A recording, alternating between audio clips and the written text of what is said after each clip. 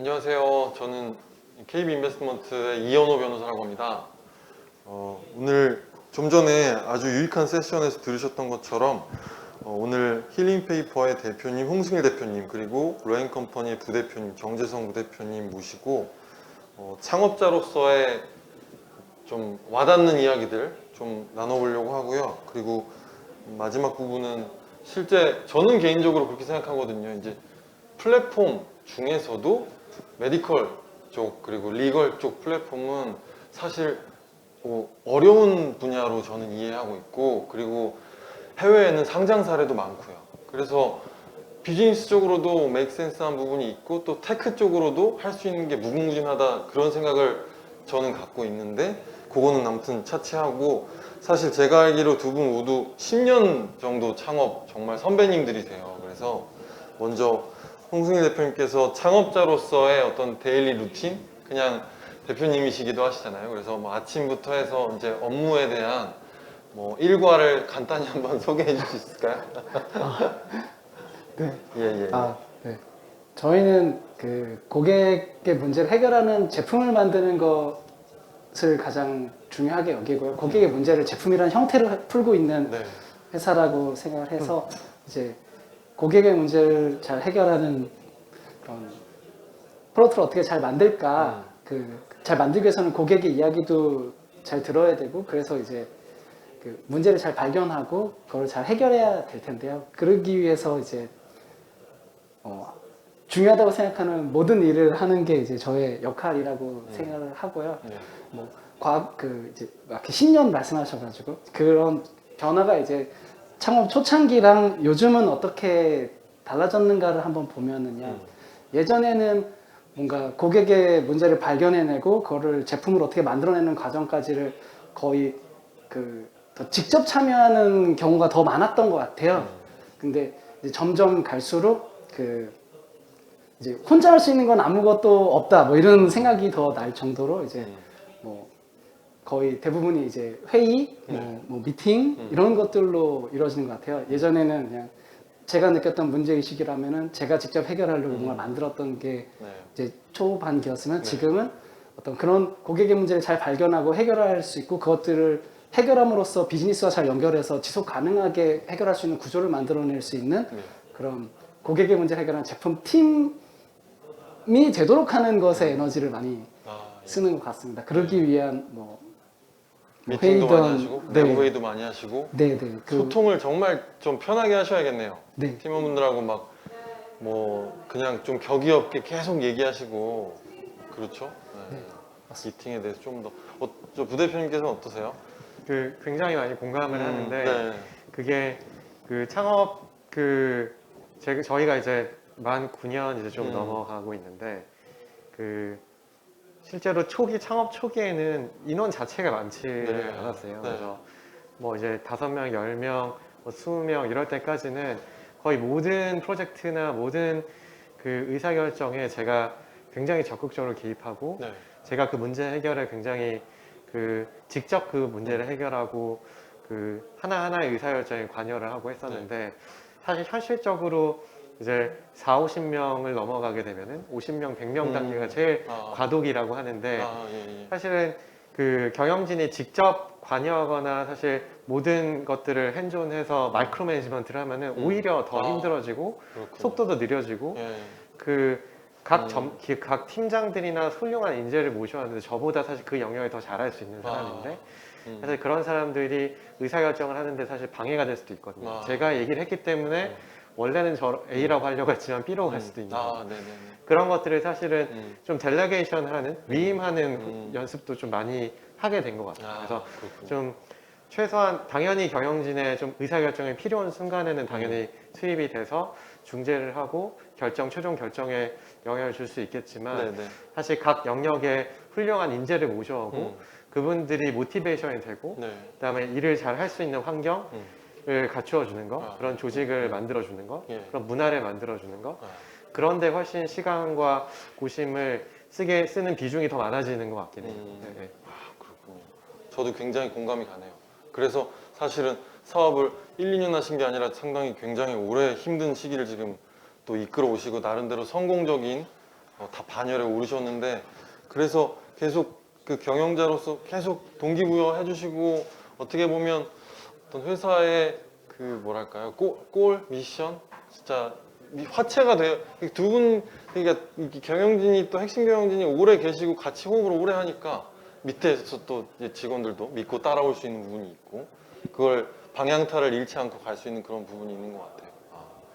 사실 정말 이 사업을 정말 오래 해오시고 잘하고 계셔서 제가 듣고 싶은 말씀도 너무 많고 한데 질문을 또 올려주시면 저희가 추가로 또 질문을 드리도록 할 거고요. 네. 그래서 아무래도 계속 조직적인 측면에 하나만 좀 더 얘기를 해보자면 그 양 회사의 우리 팀의 내부 분위기상으로 강점이 뭐다 이런 거 하나씩만 한번 말씀해 주실 수 있을까요? 네. 우리 팀의 특징, 강점 뭐 먼저 말씀해 주실래요? 네. 그 저희 회사의 조직의 사실 특징이라고 하면은 사실 좀 격이 없이 얘기할 수 있는 네네네. 부분이 아닌가 싶고요. 네, 그래서 뭐 회의나 이런 그 뭔가 의사결정하는 자리에서 네. 워낙 그런 문화들을 계속 조성하기 위해서 노력을 하다 보니까 네. 저희 그 뭐 대표나 부대표가 의견을 제시해도 바로 반대합니다.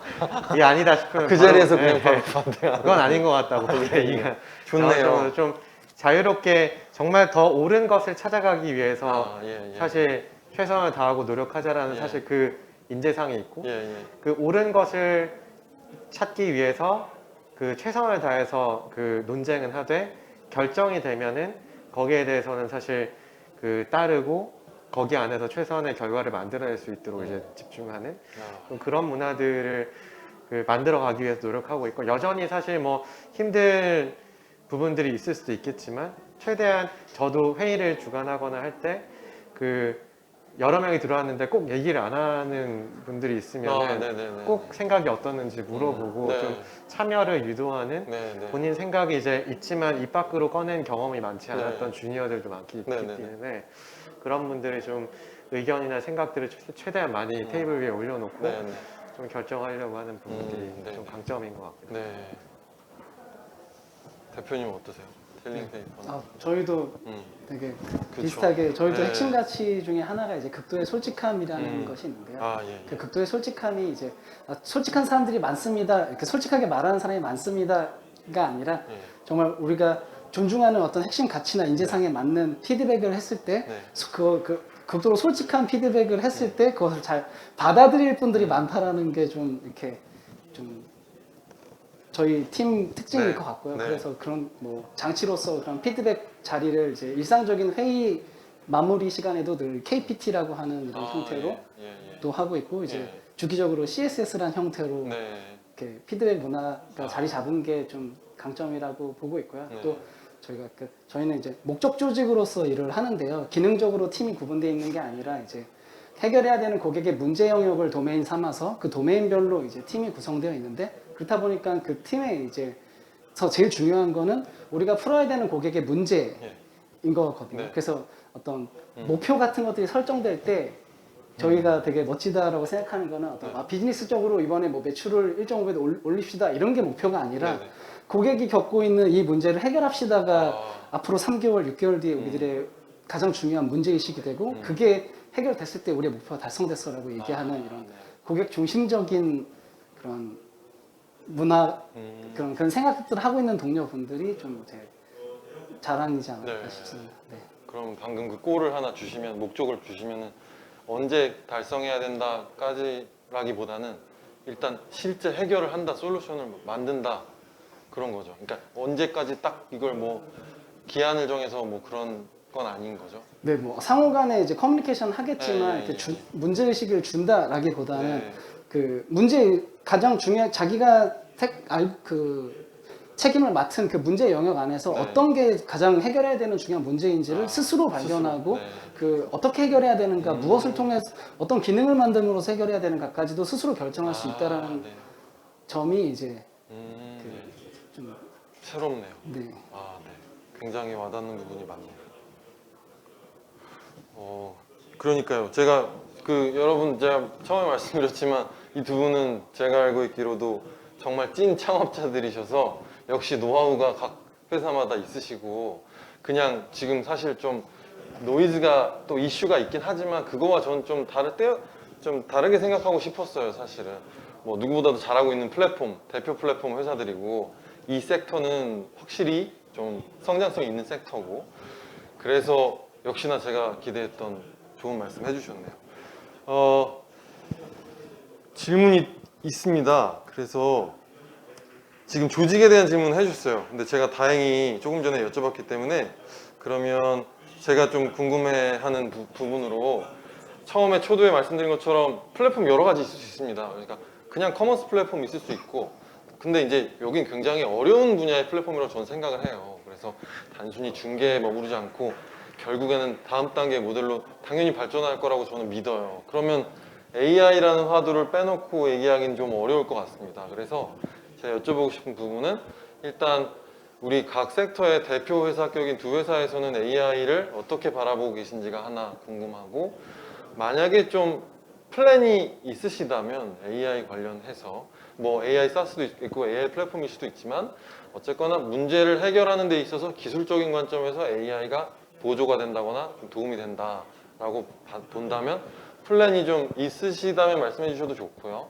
뭐 업무상 비밀이시면 말씀을 안 해주셔도 좋아요. 사실은 이건 제가 봤을 때 회사 전략의 IR 측면에서 진짜 비밀일 수 있어서 뭐 그런 부분이 궁금합니다. AI를 어떻게 보시는지 일단 먼저 뭐 어떻게 그러면 저 루톡에서 먼저 말씀해 주세요. 사실 그냥 법률 시장에서 조금 벗어나서 먼저 좀 출발을 해서 말씀드리면은 인공지능의 그 핵심은 사실 데이터라는 것들을 많은 분들이 사실 알고 계시고 공감하고 있고 그 데이터를 얼마나 많이 확보하고 그게 전처리 후처리를 통해서 그게 머신이 기계가 그 학습할 수 있도록 그거를 잘 만들고 그거를 학습해서 결국은 뭔가 인사이트를 낼 수 있도록 하는 거. 그 인사이트를 내는 것들이 결국 인공지능이 돼서 그게 실제 서비스나 상품에 적용이 될 수도 있는 거고 아니면 그 인사이트 자체로 활용이 될 수도 있는 것도 있다고 일단 기본적으로 이해를 하면은 사실 뭐 의료 쪽은 대표님께서 훨씬 잘 아시겠지만 의료는 비전 쪽 인공지능이 좀 화두가 많이 되고 있고 뭐 헬스케어 데이터도 마찬가지로 좀 굉장히 많이 화두가 되고 있고 그 법률 쪽에서는 텍스트 그 관련된 인공지능이 굉장히 자연어 많이 처리, 자연어 처리와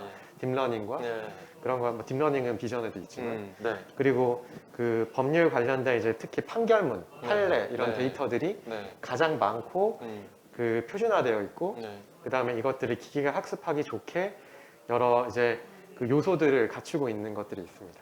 그래서 그 부분이 사실 법률 쪽에서는 우리 한국은 리걸테크 인공지능이 굉장히 걸음마 단계지만 그 이미 뭐 미국, 영국, 독일, 일본 이런 시장에서는 인공지능을 통한 판결문 분석과 또 이거를 통해서 법률적인 의사결정을 하는데 더 도움이 되는 특히나 법률적인 의사결정을 그 법률 전문가의 도움을 받아서 이제 소비자들이 하다 보니까 양쪽 모두에게 사실 도움이 되는 형태로 많이 활용이 되고 있고요.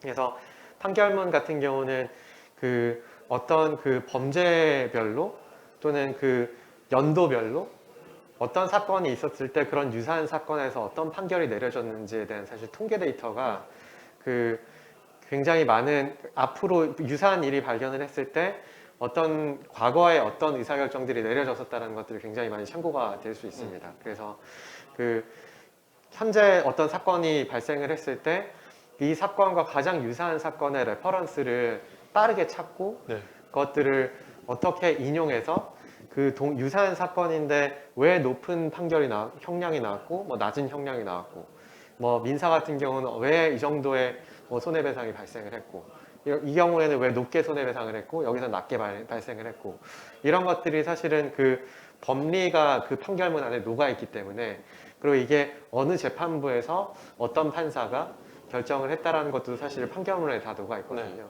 그래서 그런 것들이 그 인공지능을 통해서 그 분석이 되고 그 분석에서 리걸 리서치나 리걸 애널리틱스 영역에 활용이 된다면 아까 제가 그 세션 때도 말씀드렸던 변호사가 특정한 사건을 처리하는데 과거에는 뭐 두세 사건 또는 5개, 10건의 유사한 판례를 레퍼런스 삼아서 그 소송 전략을 세웠다면 과거 뭐 10년, 20년에 수백 건, 수천 건의 사실은 판례를 네. 레퍼런스 삼아서 네. 소송 전략을 세울 수 있게 되는 거고 네. 거기에 걸리는 시간이 리서치와 애널리틱스에 걸리는 시간이 훨씬 단축이 될 수 네, 있기 네. 때문에 그러니까 결론적으로는 변호사에게도 그 서비스를 받게 되는 의뢰인에게도 도움이 되는 도움이 되죠. 영역이 되는 거죠. 네. 그래서 지금 미국에서는 그 판결문 분석을 통해서 이런 사건은 어느 주에 재판을 제기하는 게 네네. 승소할 확률이 더 높다 막 네. 이런 것까지 사실은 네. 그 IT 회사들이 분석하고 네. 있거든요. 네네네. 그래서 그런 그 굉장히 다양한 것들이 녹아있는 이제 판결문 데이터를 그 리걸테크 기술을 통해서 텍스트 마이닝과 딥러닝 기술을 접목해서 얼마나 더 잘 분석하고 더 빨리 찾아내고 하는 그런 것들이 아마 초기에 그 리걸테크 발전에 굉장히 큰 동력이 될 거라고 생각하고 있습니다. 그리고 로톡에서도 보유하고 계신 사실은 엄청난 데이터가 있잖아요. 그래서 네. 그게 그런 엔진 그 러닝에 많이 도움이 활용이 될 거라고 보고 그렇죠. 그래서 저희도 그래서- 이제 로톡 서비스가 있지만 네. 그 저희가 다음 달에 그 빅케이스라고 해서 네네. 판결문 검색 서비스 이 비밀 업무상 비밀 아닌가요? 네, 뭐 인터뷰에도 이미 얘기한 예. 상황이라서 예. 다음 달 정도에 이제 빅케이스라는 예. 이제 판결문 검색 서비스를 네네네. 좋네요. 네, 오픈할 예정이고 네. 거기에서 아마 변호사들이나 또는 뭐 법률 전문가들이 그 빅케이스를 통해서 상당히 업무에 네. 그 도움을 받을 수 있을 그렇겠네요. 거로 정말로. 예상하고 있습니다. B 케이스인가요 이름이? 빅 케이스입니다. 빅 세상에서 케이스. 가장 큰 케이스 네네네. 그 판결문 커다란 검색 서비스라고. 어떤 예, 예. 더미 번치란 빅 케이스요. 기억하시면 좋을 것 같고요. 네. 대표님 어떠세요? 네. 저 사실 메디컬 AI 쪽에 진짜 관심 많아요. 저희는 좀 더 미용의료에 특화되어 있다 보니까 예. 이제 저희가 뭐 그 기술 원천 기술을 만든다는 네. 것은 요즘에는 이제 저희들이 문제를 해결하는 방식은 이제 AI를 이제 사스처럼 제공하는 그런 업체들과의 협업을 통해서 문제를 네네네. 해결하려고 하고 네, 그 네네. 기술적인 부분은 네네. 저희가 갖고 있는 거는 또 저희가 갖고 있는 강점은 미용의료와 관련되어 있는 데이터들을 가장 많이 정말 갖고 있다는 많이 거. 뭐 제일 예를- 많이 있죠. 네. 맞습니다. 예를 들면은 어떤 시술 전 사진과 그렇죠. 그 후사진 그리고 그냥 그러네요. 단순히 전후 사진만 있는 게 아니라 이 사람이 어떤 시술을 받았을 때 몇 개월 뒤의 모습이 이거다라는 데이터들을 가장 많이 갖고 있어서 그러네요. 이제 그런 부분들로 저희 고객들의 문제를 이제 해결하려고 하는데요. 고객이 갖고 있는 문제는 이제 네. 다른 사람들의 시술 전후 사진에 대해서는 알지만 네. 나는 어떻게 될지를 잘 가늠하기가 그렇죠. 어렵거든요. 예, 그래서 예. 이제 그런 불확실성을 줄여주려고 다른 사람들의 전후 경과 사진들을 학습해서 이제 나의 예상치를 알려주게 되면 네. 이제 그 수술에 대한 불확실성이 줄어든다는 점에서 네. 이제 의미가 있을 것 같아서 그런 시도들을 계속 해보고 있고요. 네네. 네. 정말 중요하네요. 네. 그리고 또 하나는 이제 강남원인은 이제 많은 경우에 이제 리뷰들이 많이 작성되고 네, 있는데요. 그 그렇죠. 리뷰의 신뢰성 문제가 굉장히 이제 저희가 해결해야 되는 어떤 과제입니다. 그게 예. 의도를 갖고 맞아요. 뭐 예를 들면은 뭐 사업자가 직접 자기의 긍정적인 후기를 쓰기 위해서 저희는 어뷰징이라고 부르는데 이렇게 어뷰징성 후기를 남기는 네네. 건지 이런 것들을 파악하기 위해서 또 그런 네이버나 그러니까 다른 큰 회사들의 그런 AI 솔루션을 활용해서 네네네. 리뷰를 이제 해석하고 어뷰징을 분석해내는 것들을 네. 지금 이제 협업하는 것들도 있고요. 네네네. 그래서 그런 방식으로 저희가 그 AI 기술을 직접 개발한다기보다는 네네네. 그런 엔진 같은 것들은 다른 회사들의 이제 범용적인 기술을 활용하고 뭐 어차피 다만 오픈 소스가 대부분이니까요. 그런 식으로 저희는 하고 있습니다. 현실적으로 저희가 아직은 뭐 AI 머신러닝 그렇죠. 기술 예. 자분들을 모시기가 어려운 상황이기 뭐 때문에 제가 알기로도 AI는 실제로도 오픈 소스 많이 활용이 되고 있고 제일 중요한 거는 아까 부 대표님 말씀하셨지만 데이터인 것 같아요. 그래서 강남원이 갖고 있는 그 방대한 데이터가 실제로 개별 환자로 하여금 그 리스크를 줄여주는 역할을 충분히 할 수 있는 거고 저는 굉장히 그 성형 미용에 대해서 사실 공포감이 있을 수 있잖아요. 근데 그걸 어쨌거나 데이터를 통해서 정말 줄여줄 수 있다면은 정말 밸류 애드가 정말 있을 것 같아요. 네, 정말 어려운 주제로 이해하기 쉽게 말씀해 주셔서 너무 감사드리고 제가 뭐 모르겠습니다. 워낙 이쪽 분야가 핫하기도 한데다가 AI에 워낙 저도 관심이 많고 해서 여쭤봤던 부분이고요. 그러면 뭐 추가적인 질문 있으시지만 뭐 마지막으로 이제 한 5분 정도 남아서요. 그 두 분 대표님들께서 뭐 아까 본 세션이나 지금 뭐 미처 혹시 하지 못하셨던 말씀 있으시다거나 아니면 뭐 창업자들에게 좀 당부해주고 싶은 말씀, 워낙 힘든 것도 이미 많이 겪으셨을 거고요. 거기서 얻으신 인사이트를 통해서 당부해주시고 싶은 말씀 있으시거나 아니면 뭐 지금 미처 못다 하신 말씀이 있으시면 한번 해줄 수 있으실까요? 너무 어떤 감정적으로 좀 힘드실 수 복받쳐서 창업자들한테 좀 전수해 주실 말씀이 있으시면 있으실 거예요. 전수라고 하기에는 사실 그 전수까지는 아니고 네. 그냥 제 경험을 네, 네, 공유해 네, 드린다는 네, 차원에서 보면은 네, 지금도 사실은 그 뭐 많은 분들이 야 로엔컴퍼니 엄청 힘들지 않냐, 괜찮냐, 뭐 무슨 문제 없냐 이런 연락들 뭐 지인 통해서나 업계에 계신 분들한테도 많이 연락을 받는데 사실 저희 내부적으로는 그 이 어려운 상황들을 겪어낸 동력이 사실 그 시장과 고객으로부터의 확신이라고 생각을 하거든요. 이거는 지금 저희 같은 이제 거의 10년 가까이 된 회사나 초기 기업이나 마찬가지라고 생각을 하고 뭐 투자자를 만나서 얘기를 피칭을 하거나 또는 실제 고객을 만나서 얘기를 하거나 사실 고객분들이 그 문제가 해결되고 있고 그 고객이 필요로 하는 가치를 제공하고 있구나 라는 것들에 대한 피드백이 굉장히 저희한테는 그 이런 어려움들을 극복할 수 있는 힘이라고 생각을 해요. 그래서 지금도 그 실시간으로 계속 그 고객들의 감사 후기가 쌓여가고 있고 피드백이. 그다음에 지금 남아 계시는 변호사님들도 그리고 그 최근에 변협이 뭐 그 의협도 그랬지만 저희도 로톡에 뜨는 변호사 모두에게 전화 돌려서 탈퇴하라고 하고 정말요? 공문도 그 등기 우편도 보내고 네. 그다음에 전체 회원 전체 이메일도 보내서 네. 탈퇴하는 방법도 알려주고 네. 그래서 그렇게 해서 일단 그 탈퇴하시는 분들도 그 되게 가슴이 뭉클한 게 그 변협 그 거의 저희가 탈퇴하는 사유의 변협의 그 탈퇴 압박으로 인해서 탈퇴한다고 하시면서 하고 싶은 말에 응원의 메시지를 남겨주세요. 꼭 이겼으면 좋겠다. 로톡이 그 변협의 이런 그거를 잘 극복해서 그 더 앞으로 성장하기를 응원한다. 해결되면 다시 돌아오겠다. 이런 말씀들을 사실 메시지들이 저희 변호사도 아까 말씀드린 의뢰인도 고객이고 변호사도 고객이잖아요. 아 우리가 변호사 협회 이런 집행부의 최근에 이런 행동들로 인해서 저희가 굉장히 피해를 받고 어려움을 겪고 있지만 그 실제로 이 서비스를 이용했던 유저들인 변호사, 유저 변호사들은 그렇죠. 여기에 만족하고 굉장히 고마워하고 우리가 그들에게 정말 그 필요한 가치를 제공해줬구나.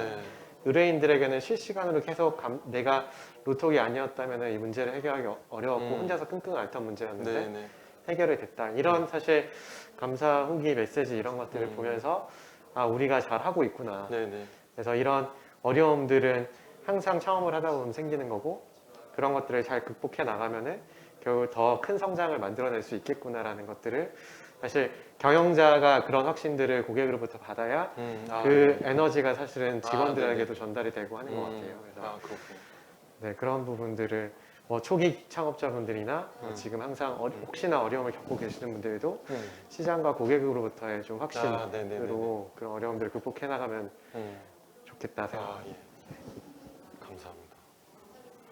대표님 어떤 말씀 해주실 만한 있으실까요? 저도 완전히 동의가 돼가지고요. 고객 중심적인 저희 서비스를 만드니까 서비스라는 거가 딱 뜻하는 바가 고객을 향하고 있잖아요. 공급자를 향하다기보다는 고객을 향하고 있어서 계속 어떤 지향점으로서 늘 고객이 있고 그분들의 문제를 해결해주기 위해서 뒷단에서 온갖 힘들 수도 있고 이렇게 좀 지저분할 수도 있고 이런 모든 것들을 이제 해결해서 고객들은 이게 문제가 해결된 건지 아닌지도 모를 정도로 다 이제 스무스한 경험으로 이어질 수 있도록 하는 그런 과정들이 다 어떤 서비스인 것 같아가지고 어떤 서비스를 계속 만들어가려고 하는 저희 사람들이다 보니까 어떤 해결되는 문제 그리고 뭐 성장 이렇게 근데 힘들지 않고 성장한 적이 있었나? 라고 돌아보면은 어찌 보면 거의 상관관계가 완전히 온라인 된 것 같은데요. 그래서 어떤 성장 과정의 일부지 않을까. 그래서 재밌게 잘 하면 하고 있고 아마 저희 다 그러지 않을까 싶습니다. 성장에 있어서 필수적인 과정인 거네요. 그리고 제공하시는 서비스에 대한 확신과 또 고객으로부터 계속 동기부여 받으신다는 부분 굉장히 감명 깊습니다.